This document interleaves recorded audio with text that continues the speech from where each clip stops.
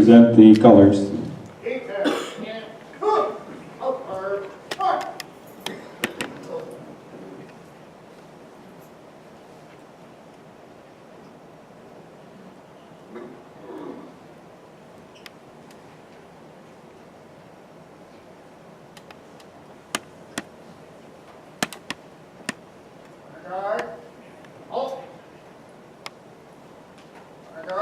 Poster color.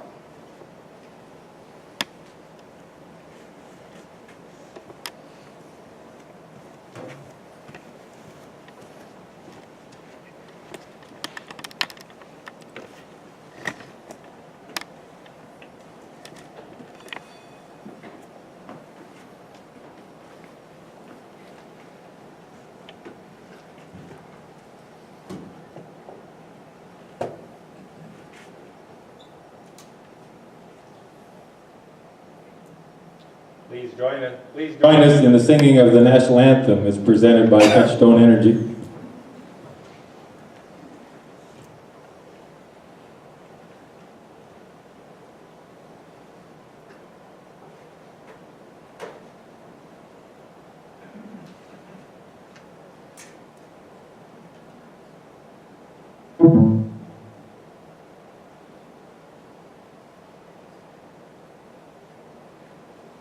Oh, say, can you see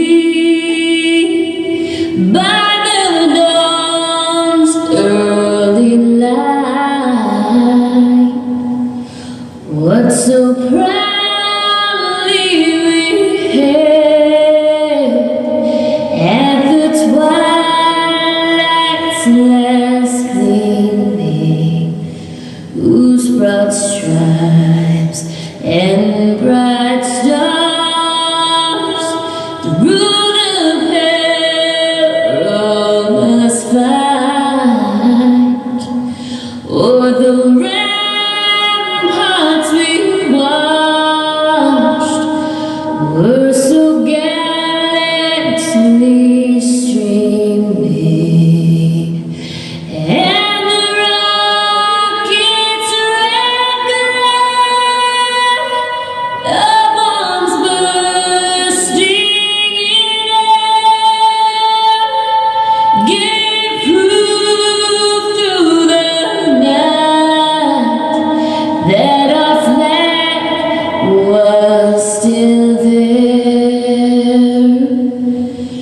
Oh, say, does that star-spangled banner yet wave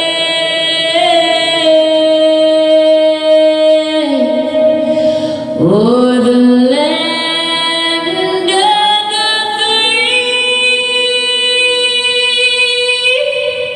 and the home of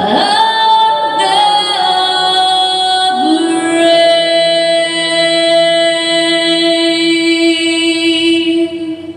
Partner, arm! Honor guard, return to your post.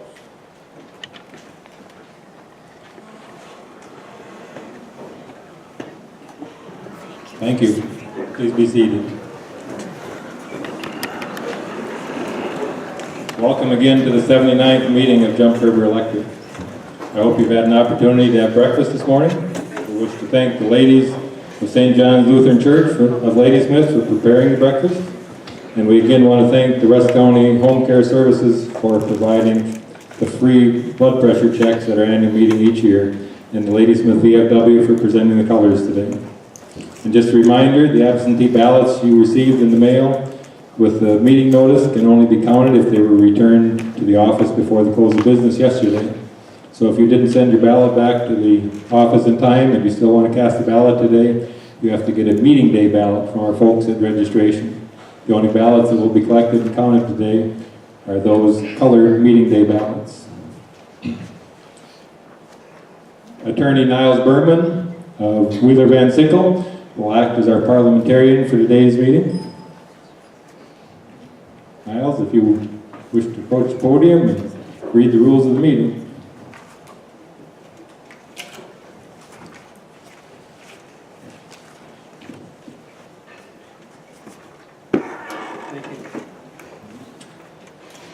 Thank you, Jerry.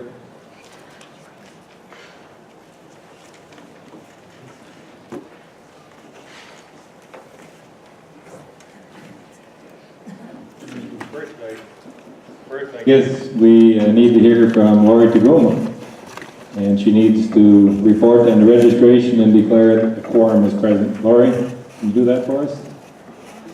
From here? From here. Hang on, I'll bring you up, Mike. That's fine.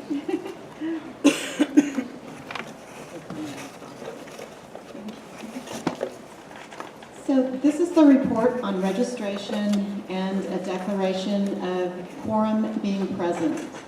At this time, there are 87 members registered at Jump River Cooperative's 79th annual meeting. This is a sufficient number to constitute a quorum and hold an official meeting of the membership. Thank you all for being here.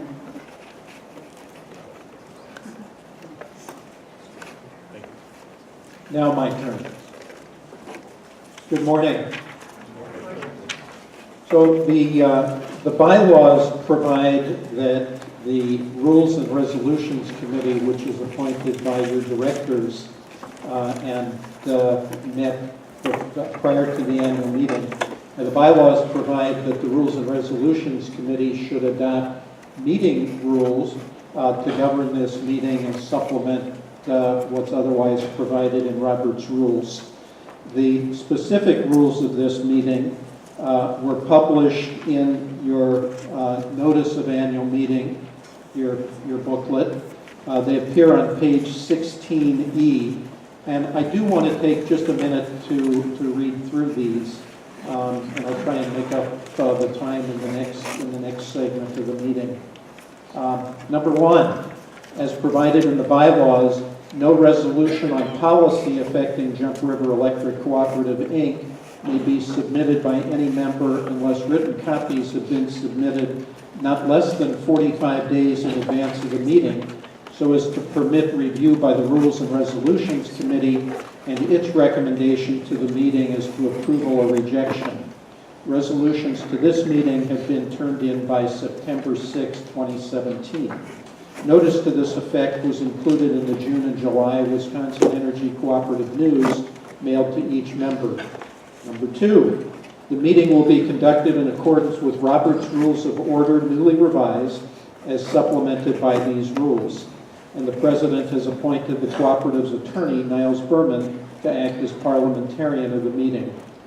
Number three, any speaker must be recognized by the chair before speaking.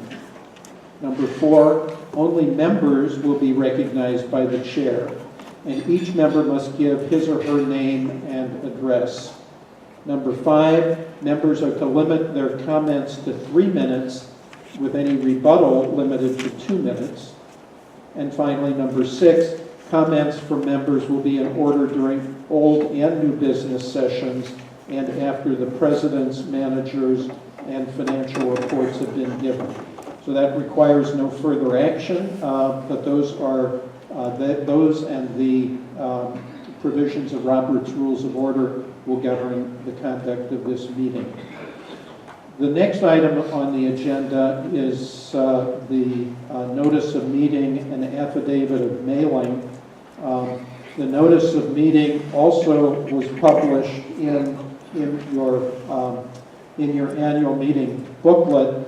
If there's no objection, I will, it's at the beginning, it's on the inside cover of your booklet. If there's no objection, I will dispense with the reading of the notice. Is there any objection to doing that, or would you like to have that read to you? I don't see a groundswell looking for the notice to be read. So we'll move on. The bylaws also provide for reporting on the mailing of the notice of meeting to all members. I have an affidavit that's been prepared by Dana Kelroy, editor of the Wisconsin Energy Co-op News, attesting to the fact that the October 2017 issue of the Wisconsin Energy Co-op News, including the formal notice of this meeting, was mailed to all 8,400 members on September 28th, 2017. And again, if there's no objection, I won't read you verbatim Dana's affidavit, and we will count that as compliance with the bylaw. Is there any objection? Anyone want that read? If not, I will turn the meeting back to President Carroll. Thank you.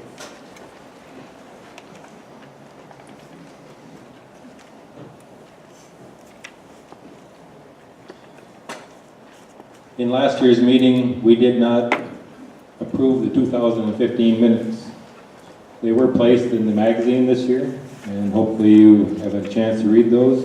We do need to vote on whether we approve the minutes of the 2015 meeting, and then we'll get to the 2016 meeting. But do I have a motion to approve the 2015 minutes? Make a motion. I have a motion by Travis Ewer, second, to approve the minutes. Any discussion? All in favor of approving 2015 minutes, say aye. Aye. Opposed? Or raise your voting card, excuse me, you're supposed to raise your voting card. Forget that wonderful trick that we had. The motion is passed. For the 2016 minutes, those also were in your magazine. And you need a motion to approve the 2016 minutes unless somebody wants me to read them. I have a motion to approve the 2016 minutes. Do I have a second to that? I have a second. Discussion? Yes, Yes. I have a couple of, State your name, please. sorry, Michelle Sear, N6580, State Highway 27, Ladysmith.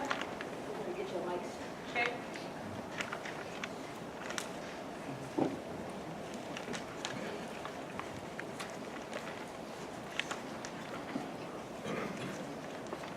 Thank you. I have a couple of things that I would like to propose to the membership for consideration. Let's see. Approximately 5 paragraphs down. The paragraph that starts, President Lohr announced Attorney Stephen Weld would act as parliamentarian. A little bit farther down, Attorney Weld then read the rules of the meeting to the membership. During this reading, members questioned the requirement of submitting questions in advance of the meeting. I would like to add, or propose to the membership to add, regarding a report that has not yet been given. I think it's important information that be documented, that it's an impossibility, and the membership rose the question that it's impossible to put questions in advance in writing to a report that has not yet been heard. Niles can respond to that. Yeah, members do have the privilege of proposing additions or corrections to the minutes. They can be handled in either of two ways. If there is no objection to the specific addition or correction that's proposed, it is simply adopted by unanimous consent. If there is objection, it's treated as a motion to amend. It would require a second, it would be subject to discussion, and it would be voted up or down based on majority vote. So, Mr. Chairman, the first question is whether there is any objection to the specific addition that's been read and proposed here. Is there any objection? I see no objection. In that case, it's approved by unanimous consent. Did you say there was another? I actually have 2 more. I'll move to the next one. Just before where it says General Manager Schmidt addressed the membership, at that point in the meeting, I made a motion, Michelle Sear made a motion, and it was duly seconded to suspend the rules adopted by the committee by request of a 2/3 vote per Robert's Rules of Order. Attorney Wells denied this request, stating that it was out of order. Same process applies. If there is no objection, that can be adopted by unanimous consent. Is there an objection to that addition? There is no objection. In And the which case, last- that's been accepted by unanimous consent. Excuse me, go ahead. The last one that I have is at the end of the meeting where it was a little bit more open, there was an official vote of no confidence made for Attorney Weld. I believe George Jerome made the motion. And it was duly seconded as well. This is not documented in the minutes at all. I would like to amend that to be added to the 2016 minutes. May I ask you to clarify exactly where that would be inserted if approved?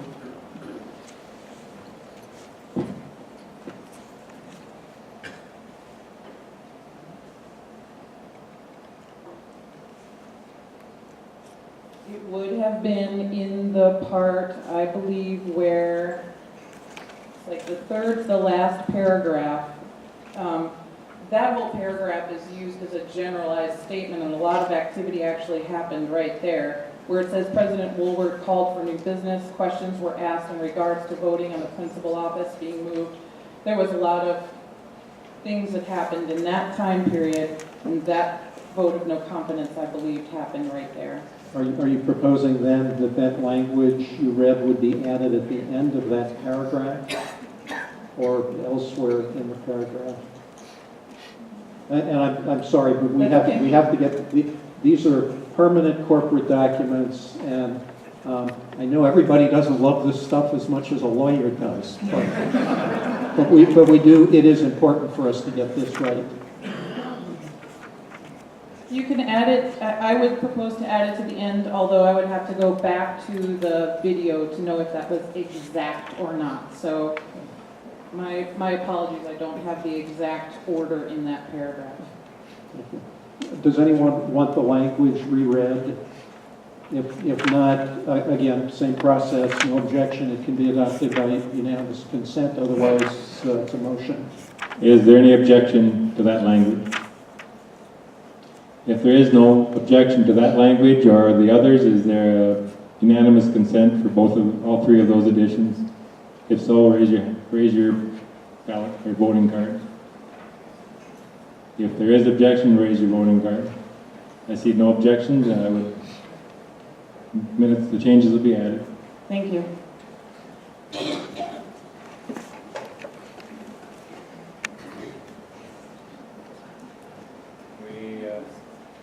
Now we need to accept those minutes. We did have a motion in a second to accept 16, didn't we? A motion in a second. All in favor of accepting the minutes as amended, say aye. Raise your hands. Raise your voting card. Those opposed to accepting those minutes, raise your voting card. The motion or the minutes are accepted. At this time, I will announce the appointment of the election inspectors. Gene Ludvigsen, Jackson Reeder, Florence Solanke, and David Trott. If you can meet in the back room, Jessica will take you back there and you can start counting the ballots. Thank you. I'd like to introduce your directors, your Jump River Electric directors at this time. District 1, Jane Wright. Aye. District 2, Myron Brooks. District 3, Art Thompson. District 4 is myself, Jerry Carroll. District 5, Bill Van Dorn. District 6, John Sermon. We call him Jack. District 7, Laurie Taguma.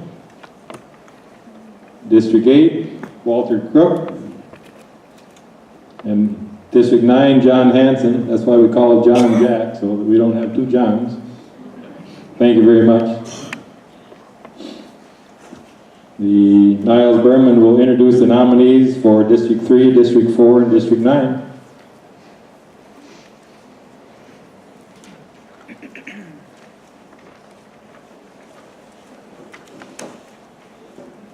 So every year you elect directors at the annual meeting, and it's a routine part of the agenda. It's easy to lose sight of the significance of what you're doing.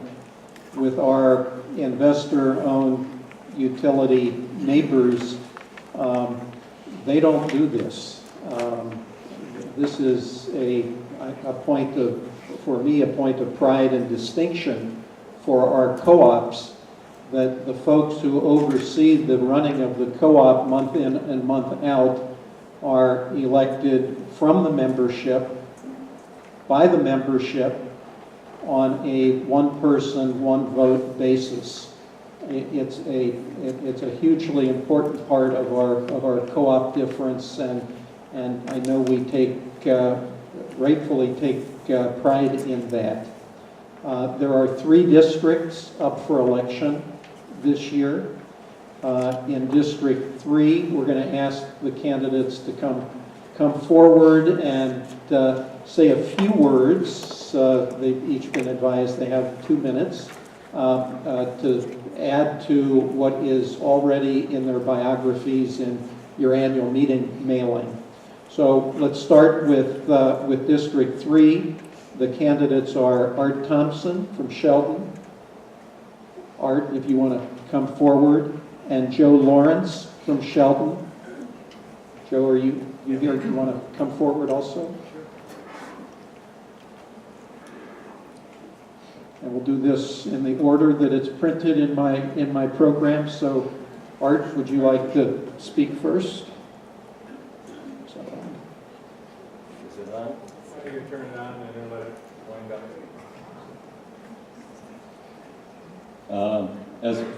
As several of you know, I'm Art Thompson, and I've served on the board for 3 years for District 3, which is the towns of Willard, Marshall, Grove, and McKinley.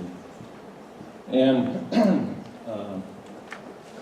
I noticed on the website that I was saying that dividing it down to where it was costing the membership, each member, $1.50 to support the whole board for the month. And I guess that makes me out to be a bad person or not a good board member. I don't know. But I was just trying to put things into perspective. And I wasn't on the board when the Hayward building was built, and I wasn't on the board when the high per diem was posted. I was not on the board when the rock was put in, which all seemed to be a big issue. But I really feel that the Lord put me on the board for a purpose, and maybe that purpose is over. I don't know. Whatever happens, I'll leave with a peace of mind and knowing that I have a clear conscience, and I hope everybody that leaves here today will hopefully feel the same way as I do. May God bless you all. thank you, Art. Next, Joe. Good morning. Geez, I'm seeing some neighbors, some friends, some old classmates, all kinds of people here that I recognize and some that I don't. I've been involved in local town politics for 24 years now. I guess I never paid too much attention to what happened at Jump River Electric, unless I came home and I couldn't switch on the lights and they didn't go on. Art and I talked about that a little bit this morning. So, when you're young and you're busy and you're working and you got things going on, you don't pay attention until something strikes your curiosity. And the year before was the first annual meeting I ever came to. Recognized some of the issues that were going on. I was town chairman for 24 years and I just got out of that, and a lot of people were asking me if I wanted to get involved in this. And thought, yeah, I'll throw my hat in the ring and see what I can do. It's a little sad to me to see all these empty chairs here. They were a lot fuller last year, but we had a lot of controversy going on. But that shouldn't make a difference, whether you got controversy going on or not. People should be involved in their co-op, and they should be here. And that's what I'd like to do, is try to get more people involved. So whatever happens, Art and I talked about it this morning. If I win, I win. If I don't, I don't. I have no hard feelings against Art. He's actually worked for me for the town of Marshall, helping plow snow. So I've known him my whole adult life. Thank you, and hope we have a good meeting. Thank you, John.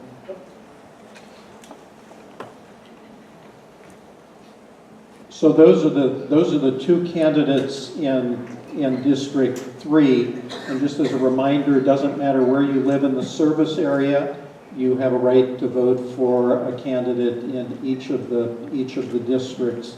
So you might mark your ballot for District 3 as we move forward. And by the way, the candidates' biographies, short sketches of their backgrounds, are included in your annual meeting program. And for District 3, Art's and Joe's bios are on page 16A. The next district up for election is District 4. Jerry Caro is the only candidate. And I will pass my comments because you're going to hear enough from me at the President's report. Thank you very much. Short and sweet. Thank you, Jerry. And Jerry's bio is on page 16B of the annual report. The third district up for election this year is District 9, and the candidates are John Hanson. John, if you would come forward, please, from Hayward. Sandy Shara from Hayward. And Bob Wick from Hayward.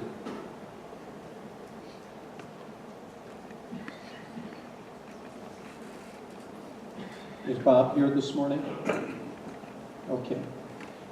Again, we'll do this in order. Turn on the mic for you.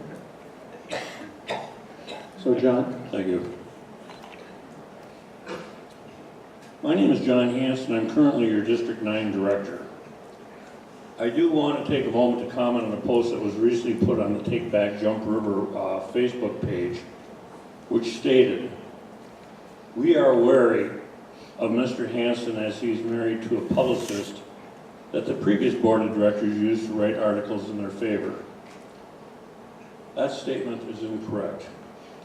My wife is not a publicist who is retained to make a positive image for anyone she writes for, including the previous board of directors.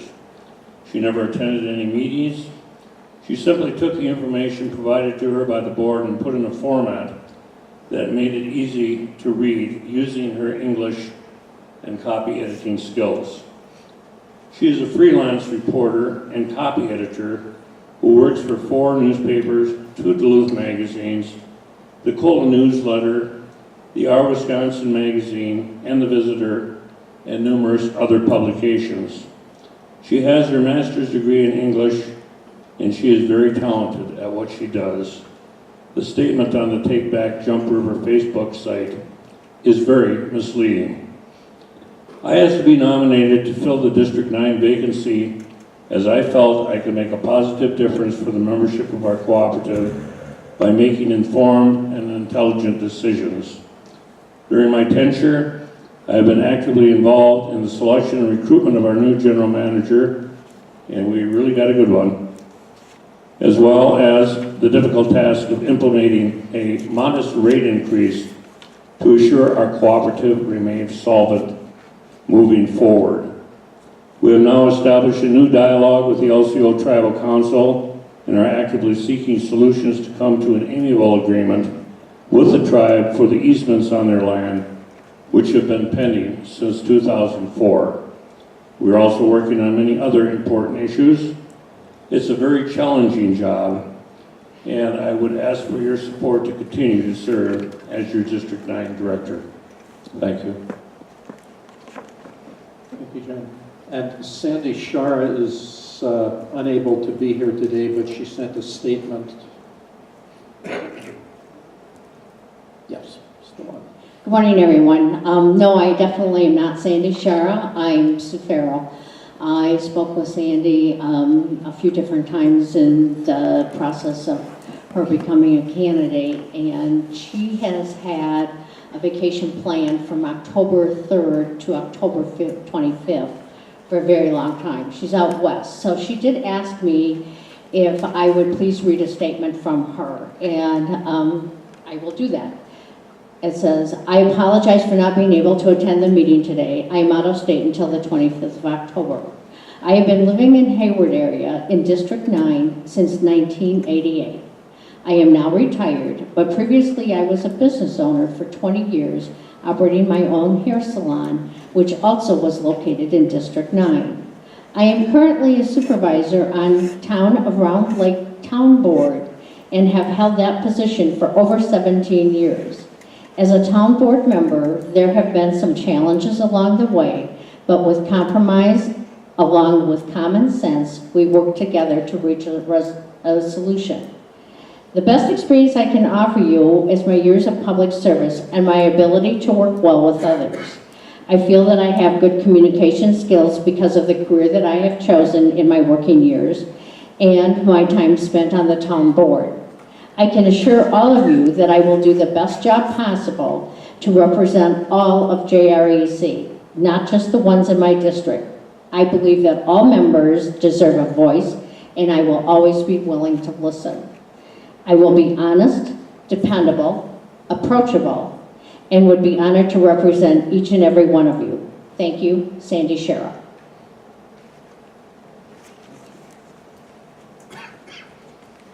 So John's and Sandy's and Bob's bios are on pages 16B and 16C of your annual reports. So I encourage you to take a look at those and mark your ballots for one of the candidates in each of the 3 districts. And we'll collect those ballots and the bylaw amendment ballots all together in just a few minutes. So the next item on the agenda is consideration of the proposed bylaw amendments. These appear on pages 16 and 16D of your annual reports. If you haven't had a chance to look at those before the meeting, I encourage you to do so. Pursuant to the bylaws, the board and members, several members did submit proposed resolutions proposing specific bylaw amendments. You see the 3 of them published there. I'm going to give you a brief summary of them. Then we'll call for any questions or comments about any of them. And those of you who have meeting day ballots, will ask you to fill out your ballots for each of those propositions. The Rules and Resolutions Committee, which met in September, considered each of these and has reached a unanimous recommendation recommending your approval of all 3 of these amendments. The first amendment, which was proposed by the board, reflects the fact that the timeline for pre-annual meeting logistics in the bylaws is sometimes challenging. It's sometimes a crunch to meet the specific timelines that are set forth in the current bylaws in time to get all of the different steps together and get the proposals published and out to you in sufficient time before the annual meeting. As a consequence, the board has recommended minor changes to make the process more workable, both for the membership and for the co-op. Members would have, under the proposed amendment, members would have 30 days from the time they're notified of the filing deadline for resolutions. Members would have 30 days instead of the 15 days in the current bylaws. So there'd be a doubling of the amount of time members would have once they're notified of the deadline to actually submit a proposed resolution. And that and the other changes will allow the annual meeting information to be finalized by the staff, send it off to WCA for printing and mailing. So that's the first proposal. Again, the committee unanimously recommends adoption. The second bylaw amendment was proposed by a member, and this amendment would add a qualification for serving as director.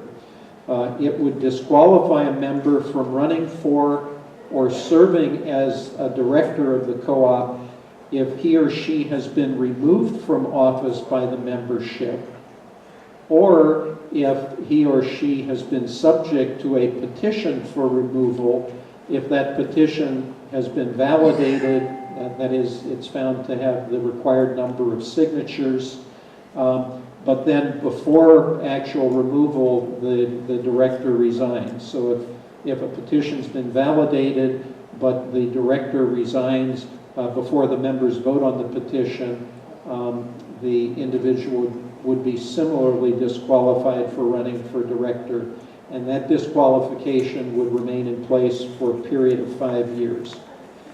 This again, the committee unanimously recommends adoption.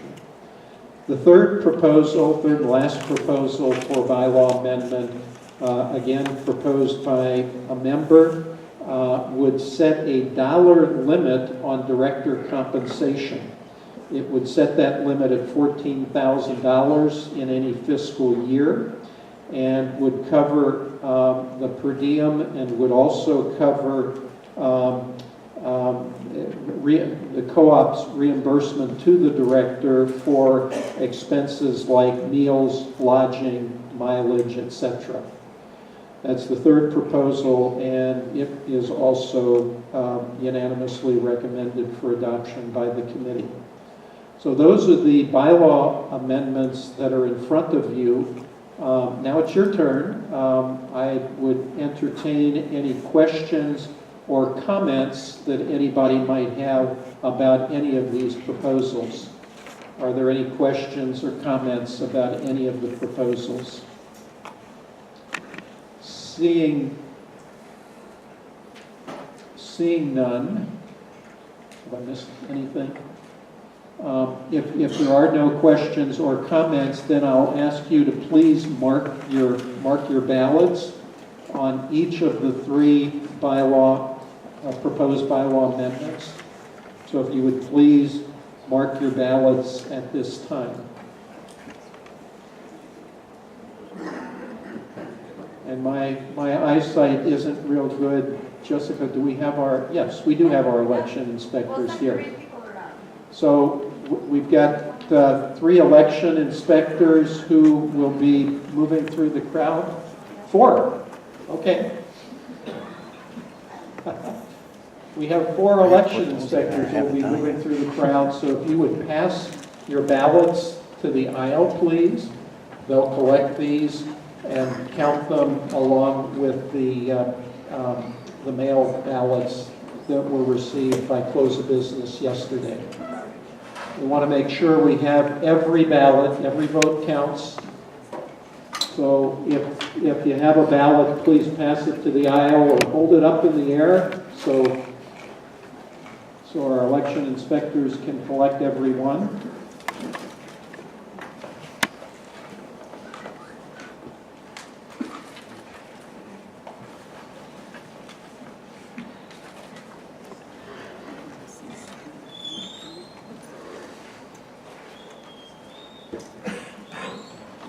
We're going to close the balloting in a moment, so I want to make sure we have every ballot that members want to cast.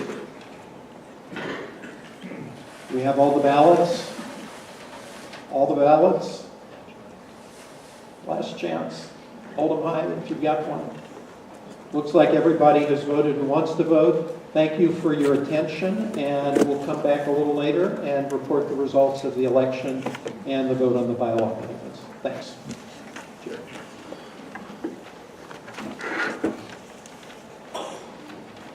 Thank you, Niles. Thank you, Niles. Now we'll have Greg from Baumland and Associates. If Scott Peterson wants to come up and announce him, that'd be great. County Finance Manager. Thanks, Jerry. This year's financial reports are going to be given by Greg Melizaba. Greg is a CPA with Baum & Associates, which is headquartered in Eau Claire. Greg oversees the firm's audit service department and multiple audit teams. He started with Baum's in 1990, and his primary focus is electric cooperatives. Greg?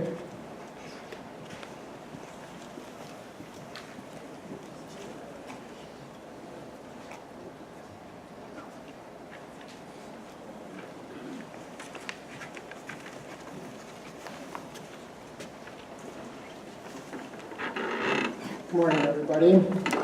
I'll start off my presentation with a PowerPoint slide presentation. And the first slide up here, you'll see that we did issue, in fact, an unqualified opinion. And what that means is you got a clean report. It's the best report you can get on your audited financial statement. It was presented to the Board of Directors on May 30th, 2017. And the last bullet point on there indicates that since you borrow from the government, RUS, there's some additional standards that have to be met as part of your audit, and you did indeed satisfy those standards. On the next slide, it's rather small and condensed, but I'll try to point out the key parts on there. It's a recap of your past year's cash flow. You started the year with about $1 million in cash. And the next two line items convert your margins for the year into cash position for the cooperative. So you had about $1.7 million that came into the cooperative as a result of your financial performance, your margins. The next big item on there you'll notice is plant additions, just shy of $2 million. Significant investment, co-ops, that's typical. That's what you're about. It's about your plant. And a lot of dollars, a lot of resources are utilized there. The next big impact item on there is principal payments on long-term debt. You'll see that you paid down about $846,000 on your debt this past year. And you also borrowed about $1,175,000. The third big thing that impacts your cash for the year is retirement of patronage capital. That's one of the benefits of being a member-owned cooperative.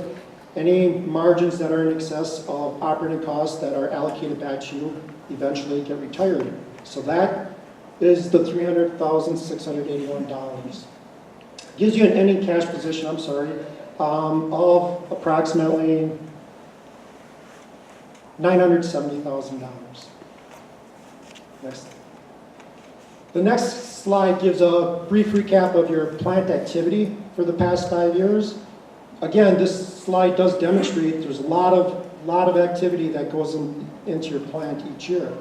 And as it's measured by dollars, you'll see it ranges from about $1.5 million to $3 million in any given year. So in the past year, you did in fact add to plant over $2 million. And when you saw on the last slide the cash flow, that was actually the cash out the door. This is actual plant additions for the year. Your next slide, proceeds from long-term debt. One of the trends you'll notice on the 5-year recap is that as you invest more in your plant, you tend to borrow more money to fund those activities. It helps stabilize rates that you're being charged, and it spreads the loans out over the benefit you get from your plant investments. And last year, you borrowed again $1,175,000, and you can see it's right around, on average, about $2 million a year for the last 5 years was your borrowing. Paying down on your long-term debt. This activity on here is a little bit up and down, and the reason for that is the co-op takes advantage of different opportunities, whether it's refinancing debt, maybe the ability to convert some debt to a different lending source in order to get favorable rates for the cooperative. But on average, you pay down about $750,000 to $800,000 over the years and for the next 5 years going forward. Another item I mentioned earlier, is the retirement of capital credits. So this is what's paid back to the membership, and you paid back about $300,000 really 4 out of the 5 years, with last year being a little bit higher at $470,000 actually was paid back to the members. Operating revenues, you'll notice over the 5 years, this is somewhat consistent. It is impacted by weather, obviously, Mother Nature, but the fact you haven't had a rate change over that period also demonstrates your revenues have been rather flat for the last 5 years. With that, you have the wholesale power. That's your obligation to Darien Power. That's where you buy the power to provide to the membership. And you'll see that as well has been somewhat flat, but it makes up about 44 to 45% of the operating revenue. So it's a big chunk of the money that's collected goes right back to Darien. Net margins. This is the annual report card for the cooperative. Last year, you had margins of $934,390. There's a couple years that it exceeded $1 million in margins, and a couple years that were $800,000 to $888,000. That's a last 5-year trend for margins. Now we enter into some of your loan covenants. These are really important that you meet because the ability to borrow, you have to satisfy your debt covenants. The first one is tier. The minimum requirement you need to meet on an annual basis is 1.25, and you will see that the cooperative has comfortably met that requirement. Debt service coverage, same requirement. It's about 1.25 is the minimal coverage, the minimal you have to meet on an annual basis. And again, you'll see in there you've been about 1.8 to 2 on your debt service coverage, still satisfying the requirement. And then percent of equity to total assets, pretty consistent, between 44 and 45% over the last 5 years. The only tie into your covenant factor is the 20%. Equity percent has to meet at least 20% to be able to retire capital credits back to its members. And that concludes the slide presentation. So as a recap, the cooperative has in fact met its loan covenants over the last year, in fact over the last 5 years. You're able to see a recap of some of the major activity that does impact the cooperative on an annual basis. And that concludes my presentation, Mr. Chairman.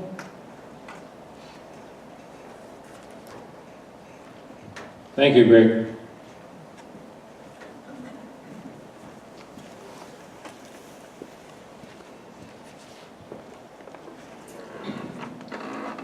Next up, I'll give the President's report. My name is Jerry Carroll, and I have the honor to have been elected by your Board of Directors as your President, as their President. With that title, I'm pleased to give you a yearly report on our accomplishments. I'm sure I do not have to tell most of you that Jump River has been on an interesting journey during the last year. Since that time, the board has 3 new members, and all the districts are finally represented for the first time in a year and a half. The cooperative has a new corporate attorney, Wheeler Van Sickle from Madison. And having been blessed for 5 months with Dave Oakers, Dave, would you please stand? A retired general manager from Riverland, as an interim manager. As we're giving Dave an applause, and he really did a wonderful job, we need to thank Mary Lund, who helped recruit. She's in the background there. Helped recruit our new general manager, and we're pleased to announce Jim Anderson as our new general manager, and are more than convinced that he has the tools to stabilize the cooperative and leap it ahead. I mean leap it ahead. Really leap it ahead. First, Jim will tell you a little bit about his background, and then we'll tackle some of the issues we believe you're very anxious to hear about. I thank you all for allowing me to be your new general manager. The board was great. Mary did a great job, and I have to give a lot of thanks to Dave. I've been his ear quite a little bit and still plan on being his ear. So I'll give you a little bit of background about myself. I've been involved with the electric utility industry since I was about 6 years old. That's when I decided to climb my first pole. I found out that gravity also was a key issue as I fell to the ground, so my education started. I'm a second generation lineman. So my family was in it, I'm in it. I've achieved a journeyman status as a lineman, journeyman status as a substation wireman. Also a meter relay technician. So I've held just about every job at the co-op.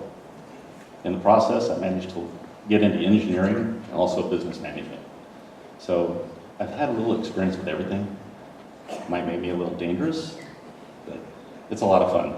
I've got a good group of people here to work with that are open to the new ideas. I've dealt with the tribal issues with 2 different tribes.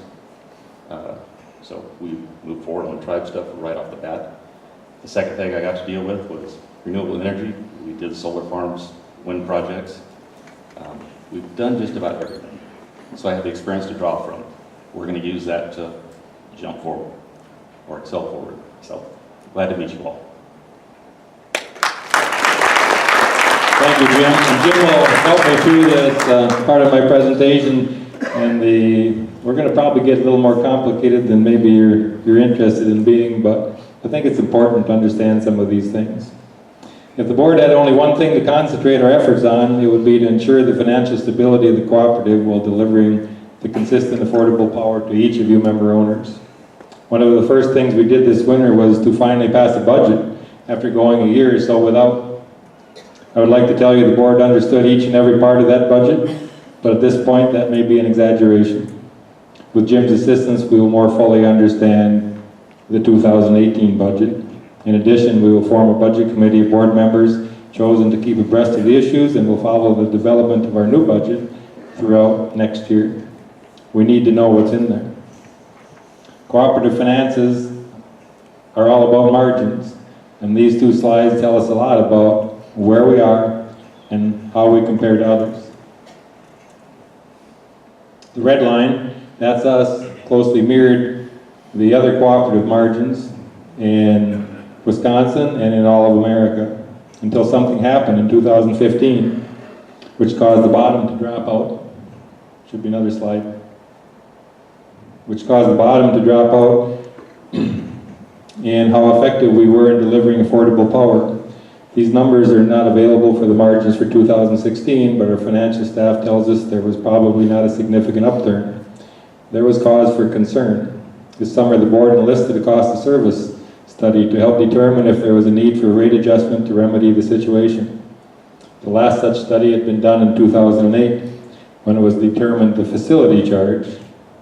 And I got to tell you that always gave me a, what is that? We now are going to call it the fixed cost of delivery, needed to be moved to $32.90 a month to cover the cost needed to have power available to you at any time you needed it. The board at that time, I need to remind you that we have John Kamoshna, who was the board chairman probably back then. Give John a big round of applause. 52 years he was a board member of Jump River Cooperative. They raised the rates to cover the entire cost. This next slide tells us specifically what facility charges have been, increases have been since 2000. And you'll see that they jumped 88% from 2000 until 2008, and then we flattened ourselves out. The study determined that these costs necessary to have your hall light, your air compressor, your television ready to go at any time you flip the switch have risen to $40.90 a month. And like most of you, none of us had a clue when we first decided to run for the board just what was covered in the facility charge. But this next slide should tell all of us. And what it says, if you can't read it, there is that out of the $40.96, $21 goes to the primary line, or making sure that the lines and the wires and stuff are up. $2.50 goes to the transformer, $6 goes to the meter and service, and $10 goes to customer accounting expenses. So that's what it takes in order to have the switch ready for you to flip it whenever you need electricity. I can't think of one director who was ready to adjust their rates this year before the study was completed. But when we were told we were losing $8 a month in each of our 9,000 meters, we all knew we had to do something. But remember, we're member owners just like you. And if there's any one statement we can all agree on, and probably have said, it would be, my electric bill is too high, please don't raise the rates. The next slide helped us determine which way to look as we deliberated. And what it said to us is almost half of our member owners are listed as seasonal. In addition, our billing clerk told us that 500 of those seasonal member owners used no power at all in July. That meant there was no way to recover any of the costs above $32.90, which may have covered the margins in between what we pay Darylyn for power and what we charge our member owners. Some of you are actually listed as seasonal and may not be anymore. You may have made that your permanent home. And it may be of advantage of you to call the office on Monday or to see our billing clerk, Sebastian, who's here today, and have him check for you. Another advantage of checking is that by state law, residential owners only pay taxes on their bills 6 months of the year. So if you have a question on how you stand, please check with us. But the board also realized something else was available to help in the cost solution in the past and was going to be available this year. As you look at this next slide, remember that our power provider, Darylyn Power, decommissioned this nuclear facility a number of years ago, and by federal order was forced to store the spent fuel rods on site instead of shipping them out west to the federal depository. Darylyn sued for relief in 2013, received some $40 million, which it gave back to the distribution cooperatives like Jump River. We received $448,000 in 2013 because the member owners had overpaid their bills from 2001 to 2007 as they covered the cost of storing the nuclear fuel. The Jump River Board at that time made the decision to use all the money to stabilize rates from 2013 to 2017 without a rate adjustment, knowing that in 2018 there would be a big jump. Let's fast forward. This summer, Darylyn Power received another $73 million in relief under the same circumstances, returning $47 million to the cooperatives and just over $1 million to Jump River Electric. We could have put off the inevitable rate adjustment, used the monies like the previous board had done, and left a huge adjustment 3 years down the road. But understanding what had happened to our margins in 2015, we realized now was the time to act. We decided to give half of the money back to our member owners who had overpaid between 2007 and 2012. The other half was used to cushion the rate adjustment more gently, knowing we still needed to get to the full cost of delivering power by 2020. What this means to you is that the fixed cost of delivery charge was raised in this last fall, not to $40.90, but halfway to $36.90 for all but our seasonal members. The monthly seasonal charge for them was moved to $40.90 for the members who use less than 50 kilowatts a month, which is the amount that it takes in margins to bring it up to $40.90. The question almost everybody asks is, why are our fixed cost of delivery charges so much higher than our neighboring investor-owned utilities? The answer is available on this slide, which shows Jump River Electric and its rural member owners average only 4.78 members per mile, or less than $200 in line recovery cost at $40.90 times 4.78. We need to understand that the investor-owned utilities had concentrated on municipalities when electricity was first distributed in 1900 and did not venture out into the sticks where our grandparents lived because they couldn't make money out there. We're spread too far apart. This is really the reason that the rural electric cooperatives came into existence. And the difference is you own your cooperative, and your purpose is to have electricity brought to your homes and businesses that the investor-owned utilities would not furnish, even if it happens to be at a higher cost. Even today, the investor-owned average of over 30 customers per mile, and if they charge $14, which they do, the line cost adds up to $400 a mile compared to our $200. The only way we can compete with them is that our actual kilowatt charges are less, and they are. The following billing chart helps explain all of that, including the removal of the power cost adjustment, which had been added to everybody's kilowatt charges since 2013. That added up to about $60,000 a month.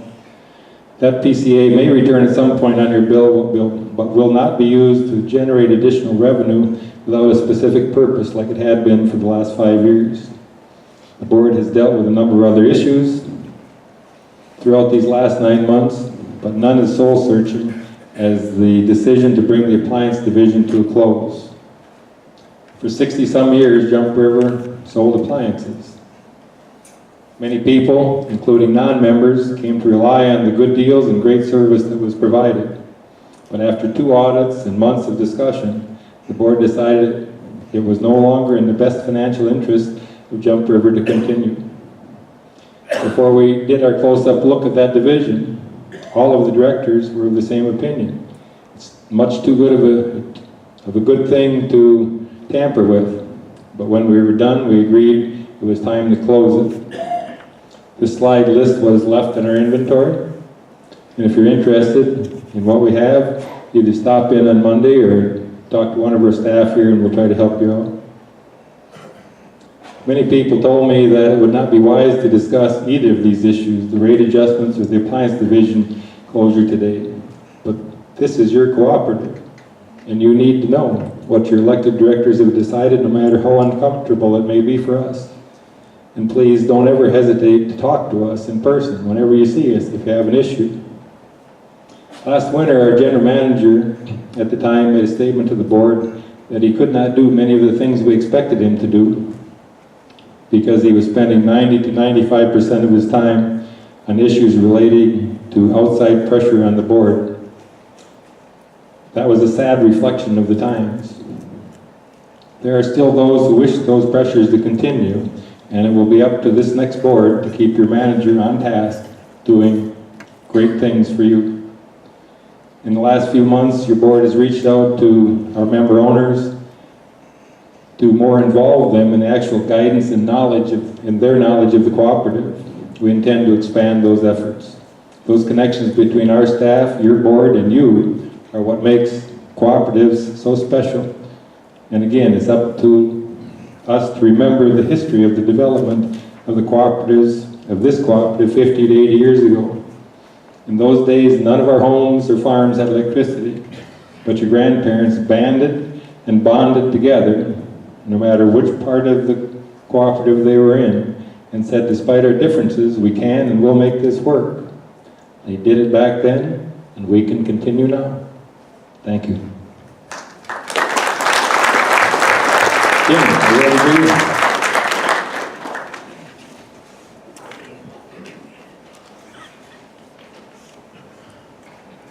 Oh, so this is actually my 3rd annual meeting this year. My previous co-op has 2 annual meetings because we have one area that's served out in the middle of the Puget Sound. It takes a ferry to get there, so we kind of expanded a little bit to handle it. So you guys are number 3 on my list this year, and hopefully this is the last annual meeting this year. Especially for me, it's my 7th week here. You know, reflecting back, when I looked at this position, I knew it was going to be challenging. It is challenging. I jumped into a lot of stuff here. And I have to thank my wife, who is actually taking care of her sister, for all her support, because I'm dragging that poor woman everywhere and through a lot of different roller coaster rides with me. I get to start out with some good news, which I'm actually happy to, because your first newsletter for me was a rate increase. I know, great. Good impression. So, capital credit retirement, you guys have the checks, I believe now, or you have the power cost adjustment, Georgia Power credit on your bill. This year we retired, $300,000. That's pretty good. Jump River's retired 1.7 million total. That's pretty outstanding. I've worked for a couple co-ops that have been good co-ops that were only able to retire $100,000 a year. So it definitely speaks a lot for what your board's trying to do and follow the cooperative model. And it's actually helping keep a little bit of that money that you pay us back to your pocketbook. So it's kind of follow it through. I'm really not going to follow the presentation right on as far as the board goes. One thing I was really keen on, starting programs in the cooperative to help our members. Operation Roundup is that. You're going to see that coming to us, or coming to you, in 2018. It's going to allow you to round up your power bill and a few cents, whatever it may be, if you opt in to do it, to put into a fund that we can help members that are less fortunate, that are having a hard time paying their bills. There's a little bit of groundwork that we have to do to set this up, but we will get it done. You're going to see that coming, and you're going to have that opportunity. My guess is about $4,000 a year will go into this fund to help out our members that are a little less fortunate. So it'll be a good step.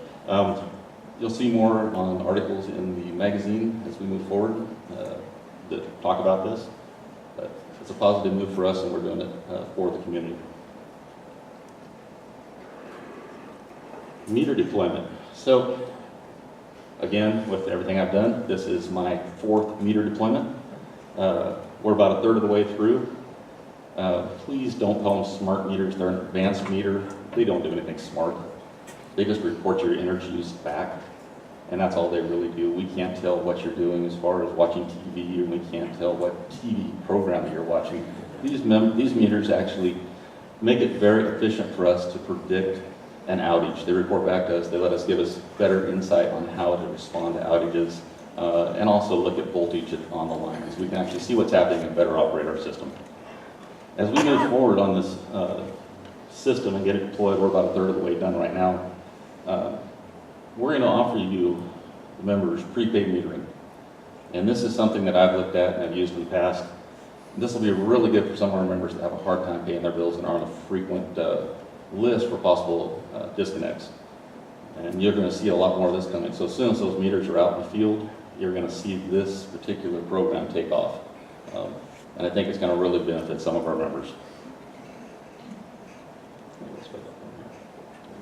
I guess number 5. So being the new guy here, it'd be really easy for me to go ahead and say, hey, you know what? Whatever's happened here in the past, it's everybody else's fault. But we're not going to do that. What's going on right now, there's a lot of decisions that have to be made at Jump. There are a lot of guidance issues that we need and a lot of issues that we just have to hammer on. We've got to get through them. So we're not going to go ahead and live in the past. Everything we're doing now is thinking about tomorrow and thinking 5 years from now. What can we do now to make this a better cooperative tomorrow and in the future? So that's something that we're really, really going to work on a lot. We're going to focus on member education. We want to see our members educated. They need to know about the cooperative. They need to know what we do. And not only our members, the community. Jump River is in each of the areas in different communities, small little towns. We're part of that community. We might not serve it, but we do a lot for those people that live there. We're always there. And people need to be aware of what we do. So we're going to start seeing some articles that we're going to do as far as getting our information, our side of the story out to some of the papers and let them know what we do in the communities. We're still going to make sure that we get the best, most efficient, reliable power we can. That's our job. That's my job. That's our staff's job. That's what we do. We make sure when you get home, you turn on the switch, your light works. We make sure that the power hopefully doesn't go out in the middle of a Packer game. No, that's important stuff. That is number 1 on my list. I guess we started doing some right-of-way clearing. We've kind of pulled back on that. It's really wet this year, so probably going to see more of that on the first of the year. We're looking at new programs. There's a lot of new things that we need to bring into our fold. We're behind on a few things. Our mapping system definitely needs some work. I know our guys doing the mapping, they are pretty anxious about getting some new software in place so that we can be more efficient, more reliable. It'll tie with our outage management system. We have some computer improvements that we're going to make on. Right now we're operating on a system that's very, very old, and it tasks our staff a little harder than they need to be at work. There's some things that we can do to become more efficient with that. So we're going to get after that. And we're always going to work on member service. Everybody in the office, myself, all staff, is always available to answer a question. If you need an answer, you need to talk to me, or you need to talk to the staff, you can pick up the phone and call me. I run an open door policy. Unless there's something major going on, I can make the time to talk to you. I will return the phone calls, I will return emails. We're open and accessible to the membership. And that's going to remain positively number 1 goal of mine as we move forward. So our mission statement. I know most co-ops have a mission statement, and that was the first thing I looked for when we got in here. And that's something that the board puts together in a strategic planning meeting usually, and they evaluate this. We're going to do the same thing. We're going to look at a strategic planning session next year in the first quarter, and our board's going to sit down and go over the issues and put together a solid strategic plan with goals that we need to keep and meet. So just kind of put this up there so that the rest of the membership could see it. The 7 cooperative principles. You're going to see these posted at each of the buildings. We're putting a sign up at the buildings with these principles on it. I want the members to see this as you walk in. I want our staff to see this daily. This is what guides us. This is how we operate. And I put a brief explanation behind these, kind of just a little more information on the principles. And kind of scroll through them a little slower, but we follow these. This is a co-op. This is what we do. So expect to see this, and expect to hear me talking a lot about them.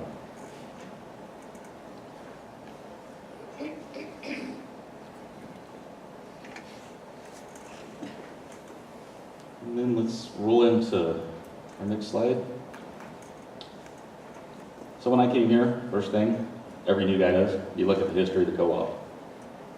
1938, some people got together and said, hey, we need power. What are we going to do about it? So there's the first people that actually got the Articles of Incorporation together. They were submitted. The system was started. 1940, we energized the system with 179 members. I thought that was kind of interesting, because as you look down, 32 employees. I mean, we're operating on 24 employees right now.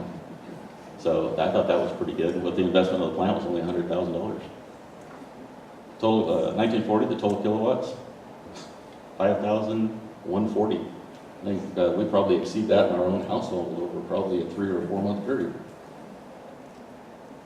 Now you jump forward to 2016, we've got 8,400 members, almost 9,500 meters, give or take, 6 counties, 1,760 miles of line.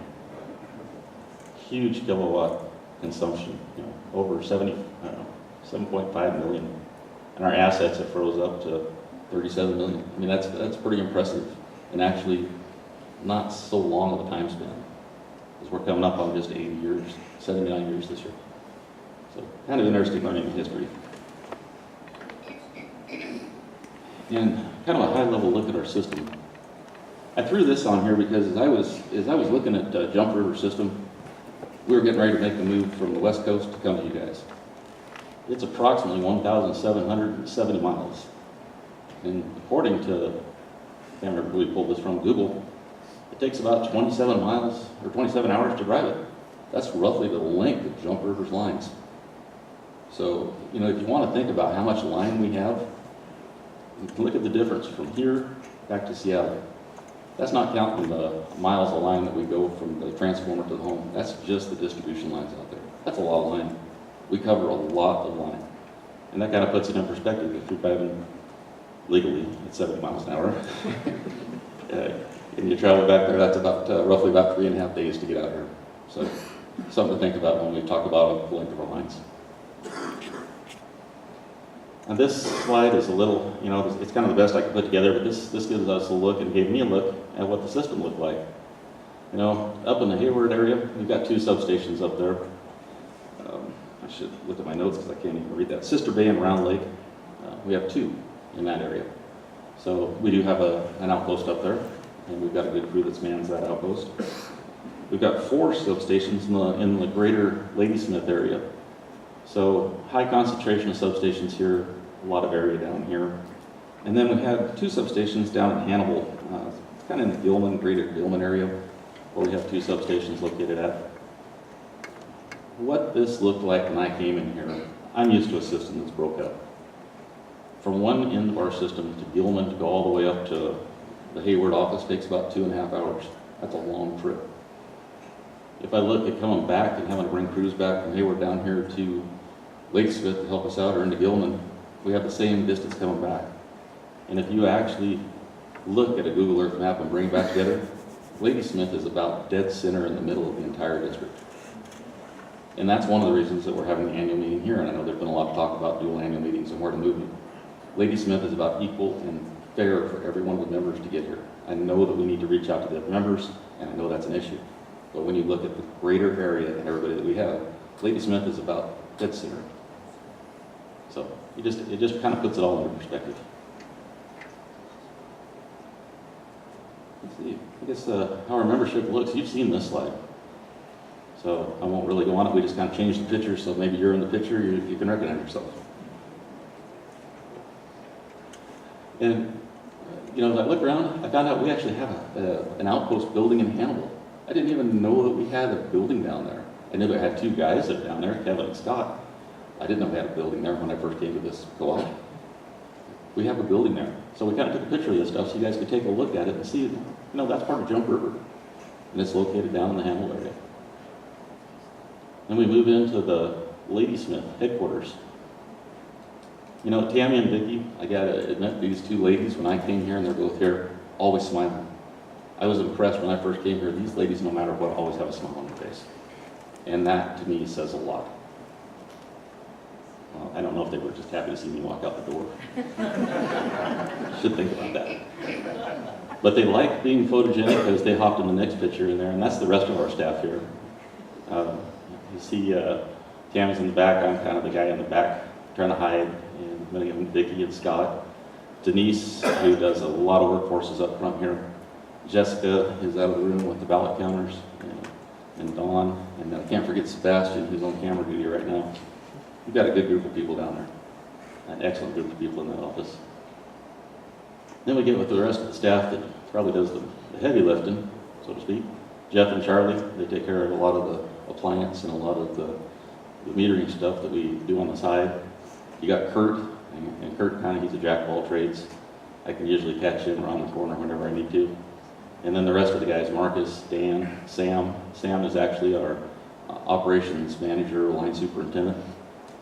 We got Greg, and then we got John, our mechanic.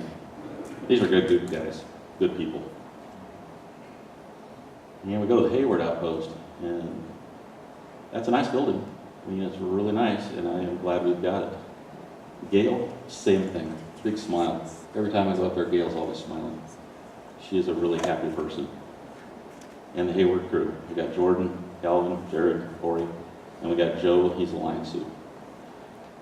We have good people here. That's one thing I've learned in the first 7 months. You have good employees working for Jump River, and they want to do what's best for the co-op. You can rely on these guys. They're willing to leave middle of the night to go out and get your power back on. They're willing to miss family outings and family events. They work for you guys, and they take it very serious. If you're out and about and you see these guys, and they're not in the middle of a job, feel free to talk to them. They like to hear from you, you know, and they're happy to work for you.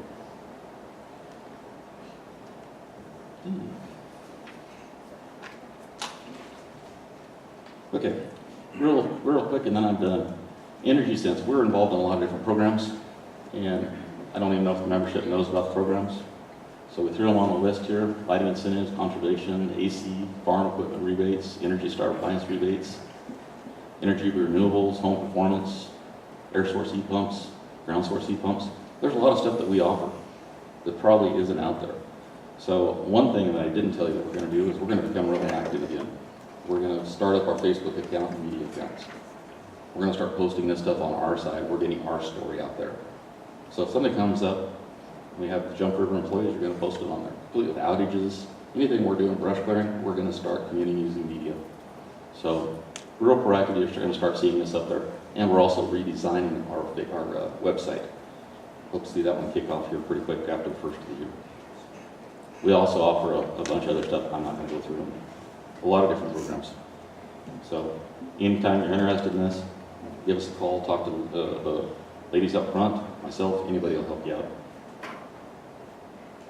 And I kind of threw these slides in here, and this is basically to give you an idea. Right in Ladysmith, we have Dairylands Hydro Project.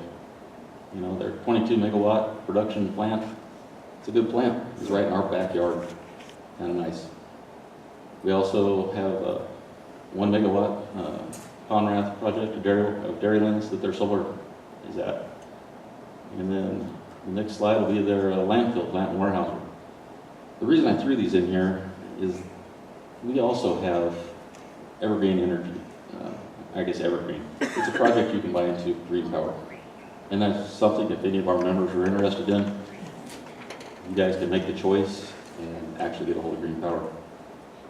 So basically, I've talked way too long, and I think I am now going to go ahead and turn it back over to Jerry.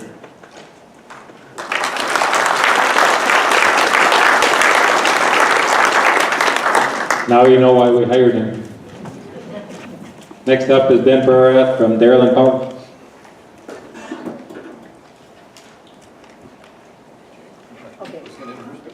Jane's gonna come up and Yeah, introduce it. oh, well, I can just stand here because I can talk very loud. I guess not. I guess Jerry thinks not. Okay. Ben Porth is the Vice President of Power Delivery at Dairyland Power Cooperative. The Dairyland Delivery Division is responsible for planning, construction, and maintenance of Dairyland's transmission lines, substations, information services, telecommunications, and control systems, and the Systems Operation Center. Ben joined Dairyland as a transmission strategist in 2003. He was promoted to Director Systems Operation in 2007 and to Vice President of Power Delivery in 2015. Ben's a native of Sandpoint, Idaho. Ben has a bachelor's degree in physics from Hamline University and went to law school and received his doctorate from William Mitchell College of Law, both in St. Paul, Minnesota. Prior to joining Dairyland, he was a project manager for Open Access Technology International in Plymouth, Minnesota. He also held other positions in the industry related to transmission reliability, such as the Mid-Continent Area Power Pool in the Twin Cities. And I personally know Ben from going to Dairyland Power as your representative from Jump River Electric. And I can tell you, along with Niles Berman, how thankful I am we have these people in our corner. Take it away, Ben. Thank you. Thank you for that great introduction, Jane. I really appreciate that. Please don't hold the law school against me. I'm a recovering law school. I don't practice law. Niles takes care of that for us, and he does an excellent job. So, thank you. I am with Dairyland Power Cooperative, as Jane said, a generation and transmission cooperative that provides wholesale power energy to 24 member distribution cooperatives, which Jump River is one. Jump River is our member, you're members of Jump River, so indirectly, Dairyland is your generation and transmission cooperative. We are here to serve you, our members. Much like Jump River has mission, vision, and values, Dairyland does as well. The short synopsis is, we want to be a safe, sustainable, premier generation and power cooperative, and we want to exceed your expectations as our members. So I'm going to work with Denise, and Denise is going to run the slides for me, so go ahead, Denise, next slide. Just a quick overview of the topics I'm going to cover. I'm going to give you kind of a very quick snapshot of some of the things we do at Dairyland Power Cooperative on behalf of our members. We're going to talk about some of the local transmission and substation projects that really directly benefit the members of Jump River. Then we're going to talk about some of the more regional or bigger power projects around the region. And then I'm the transmission guy, but I'm going to talk about some of our generation projects to let you know what's going on the generation side of the house as well. So go ahead, Denise. So just a little bit about Dairyland. I think you folks already know most of this, but we operate in the 4 states of mainly western Wisconsin, but we get into southeast Minnesota, northeast Iowa, and then we get down into the tip of southern Illinois. Our transmission system and the substations there on the right, I know you can't see that. These slides are available to Denise and Jim, so if anybody would like a copy of them, please have them print them off for you so you can see the details. Dairyland's peak load, we hit it a few years ago. When I say load, I mean our customer demand, what our members are using. We hit over 1,000 megawatts back in 2012. To give you relative size, this summer, Jump River's maximum load was about 18 megawatts. So again, one of 24 members and 15 municipal customers that we sort of wholesale around the region. So we have 3,200 miles of high voltage transmission line. You can see the statistics there. When we talk about the transmission lines, I like to use the analogy of the road system. So when you see that number of 345 kV or 345,000 volt transmission line, think of the big interstate highways of power. Think of the I-90, 94 moving between the Twin Cities, Madison, and other areas. Then we get into our 161,000 volt system. Think of that as the state highway system of moving power to where we need it. And then you get to 69,000 volts or 69 kV. That's where we deliver to our members, and then they transform, and we transform that down to the distribution voltage. So you can see a lot of miles of transmission to serve our members. Just like Jump River, with the number of customers per line mile, Dairyland is a G&T. Again, we have the same issue. We don't have the density. We have all of the beautiful service territory and few of the customers. But we are competing against the big investor-owned utilities next to us who have the density because they serve the load centers. To do all this work, we have 40 transmission substations. That's where the lines come together. Those are the things you see along the road where the lines come in. There's a fence, a yard, breakers, maybe a transformer. More close to home for you folks is 300 distribution points where we transform from the transmission voltage and then we turn over power at the distribution voltage to our members. Over 300 of those things out around our system.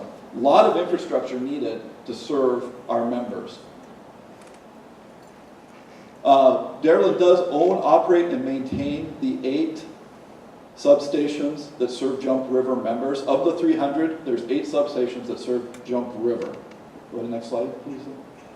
So local projects that we've worked on recently or will work on in the future that support you, Jump River.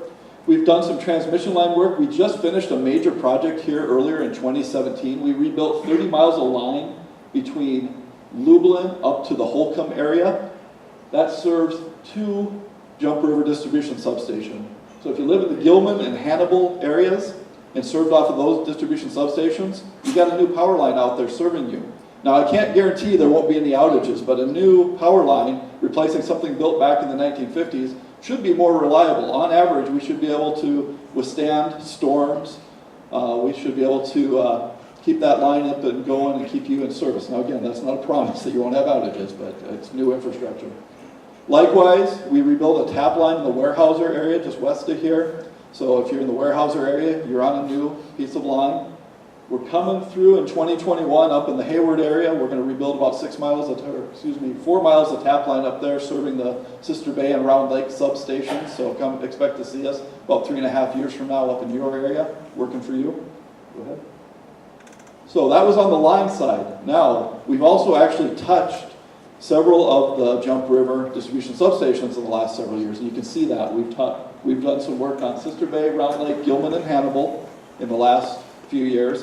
Now, that's not just Dairyland coming out and deciding we're going to do work for you. That's where we work with Jim's staff, and they say either we have a need to upgrade a substation or we recommend a need. But we work together, we scope out the project, what is really needed, and we make that investment on your behalf. So you see some pretty large numbers there at some of those substations. So that's upgrade of existing substation. To put it in perspective, a new distribution substation, depending on the size of the transformer needed, how much load is going to be served from that substation, think of anywhere from $800 to $1 million just for a new distribution substation to serve an area. So when we're making investments on the 100,000 or less magnitude, we're really just upgrading equipment to keep it reliable, safe, without having to come in and put a new system in there. So as you can see, we'll be out to the Hawkins area potentially in 2018, 2019, depending on how we work with Jim's staff and if we want to make that investment. The pictures there are substations actually out in the field. Sister Bay on the top, the middle is the Round Lake sub, and then the Gilman substation. So you can see we actually have that physical plant out there serving our members. Go ahead, Denise. So that was the local projects we're doing. We're also working on some big regional projects. Now the power grid is not just a local power grid, it's a big national thing. We are part of something called the Eastern Interconnect that is from the Rocky Mountains all the way to the Atlantic Ocean, all the way from Manitoba to the north, all the way down to the Gulf Coast. One big machine providing power to all consumers or members throughout that big region. So we have to make our fair share of the regional power grid as well to make sure everything runs safely and reliably and operates when everyone needs it. So we worked on over the last decade. So when I started Dairyland, I came and started working on a project we called CapEx 2020.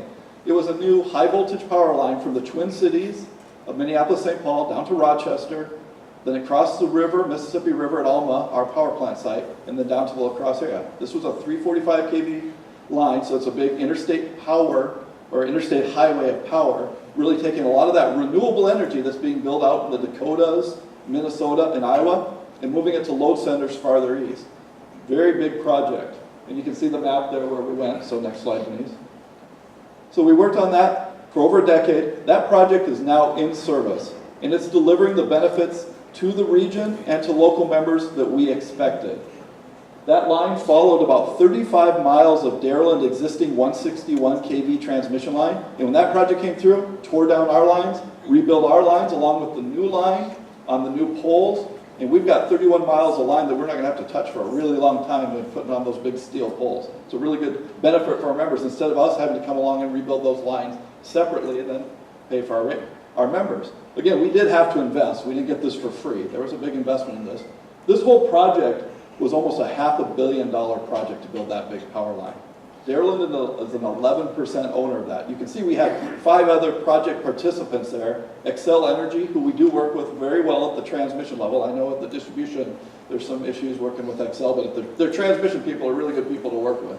And they took the lion's share of building that project. We were, again, 11%. We made about a $50 million investment on behalf of our members to get that line in place. Again, that line provides local reliability to Rochester and La Crosse, provides regional reliability to the bigger system, and it helps move that renewable energy that's getting built in the Dakotas across the Mississippi River. Next, please. Another project that's kind of a sister project to the CapEx project is a line that's getting built from the La Crosse area to Madison. That extends that CapEx project from La Crosse all the way to Madison. If you've driven Interstate 90 or 94 between the Dells and Madison, you've seen that thing getting built. Some people would say it's an eyesore. I work in the transmission business, so I kind of like it. I think it looks good. I think it looks like prosperity and progress in the industry. That line, Dairyland is going to be a 5% owner in that line. Again, that's another line that provides local reliability in the La Crosse and Madison areas and to regional reliability. And again, it's going to continue to move that renewable energy farther east. Interestingly on that project too, we're part of something bigger that I won't really spend a lot of time here today called the Midwest Independent System Operator. It's Mid-Continent Independent System Operator now. That's a RTO for our region, a regional transmission organization. More facts than you folks want to know. But when we operate in that bigger regional grid with all the utilities around us, they have a tariff on how they price the use of transmission lines.